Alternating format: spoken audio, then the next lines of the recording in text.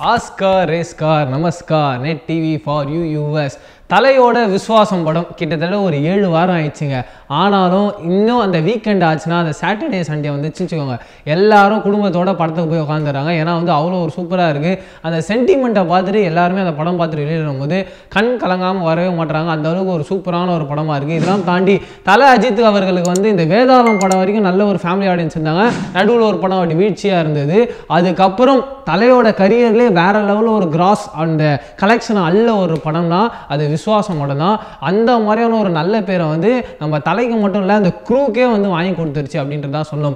இப்போ அதை விட்டுருங்க. அதுக்கப்புறமா நம்ம தலை என்ன ப்ராஜெக்ட் பண்ண போகிறோன்னு எல்லாருமே தெரியும், பிங்க்கு. அதில் இவனோட மியூசிக்கு அதெல்லாம் தாண்டி நம்ம வினோத் சாரோட டைரக்ஷன், நம்ம போனி கபூரோட அந்த ப்ரொடக்ஷனில் வரப்போகுது.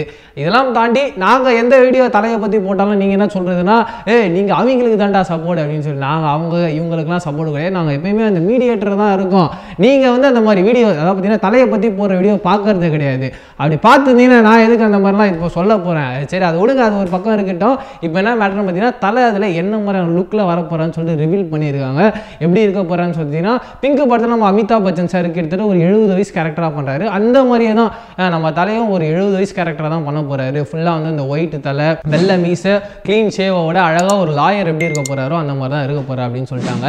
இது மட்டும் இல்லாமல் இன்னொரு விஷயமும் சொல்லியிருக்காங்க. இதில் ஒரு மாண்டேஜ் சாங் இருக்குன்னாங்களே, அது என்னப்பா அதுக்கு இந்த பிளாக் முடி அந்த மாதிரிலாம் வருமா அப்படின்னு சொல்லி நீங்கள் எதிர்பார்க்கக்கூடாது. ஏன்னா நம்ம பேட்டை படத்தில் இளமைய திரும்பே அப்படின்னு ஒரு சாங் பார்த்துருப்போம், சூப்பராக இருக்கும். அந்த மாதிரியான சூப்பரான அழகான ஒரு மாண்டேஜ் சாங் ஒரு 70 வயசு இருக்கவங்களுக்கு ஒரு லவ் சாங் இருந்தால் எப்படி இருக்கும். அந்த காதலுக்கு அந்த வயது எதுவுமே கிடையாது, அன்பு எல்லார் மேலேயும் வரணும், காதல் எல்லார் மேலேயும் வரலாம். அந்த மாதிரியான சூப்பராக வித்யா பாலனுக்கும் நம்ம தலைக்கும் ஒரு ரொமான்டிக்கான ஒரு சூப்பரான ஒரு அழகான லவ்வான ஒரு சாங் இருக்க போது.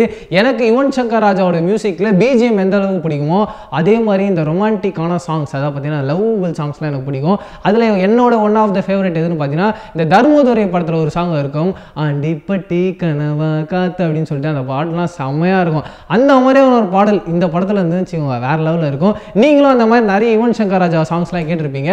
உங்களுக்கு எந்த மாதிரியான மெலோடியான சாங் இந்த படத்தில் இருந்தால் நல்லாயிருக்கும் அப்படின்றத கீழே இருக்க கமெண்ட் பாக்ஸில் கூட ஷேர் பண்ணிக்கோங்க. இதே மாதிரி சூப்பரான ஒரு அப்டேட்டோட சந்திக்கிறேன். அது வரைக்கும் டாடா பை சொல்லி நான் பிரவீன் கேஎஸ் பாய்.